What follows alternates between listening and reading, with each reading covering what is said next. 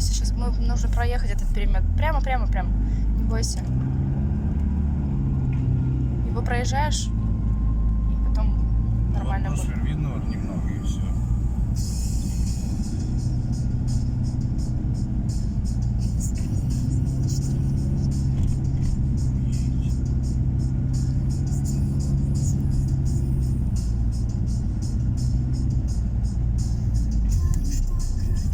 Езжай прямо.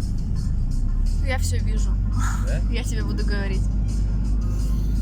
Его надо проехать именно этот момент, потому что иначе застрянем.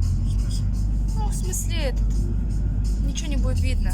Пока не проедешь, ничего не увидишь. Еще некоторые фары выключают. И без фар лучше видно. Да? Попробуй. Видно? Немножечко левей. Немножечко левей. Где видно? Я уже так вижу. Ты правее едешь. Вот так езжай. Вот поворотчик. Нет, еще рано до поворота. Ты пишешь подъемы? Левей. Прямо.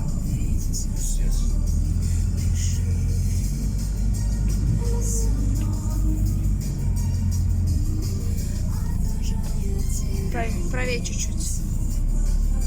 Вот. Нормально.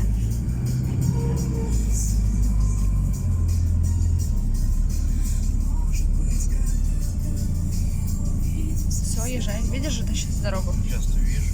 Встречка мешает сейчас. Пойдем, не дает.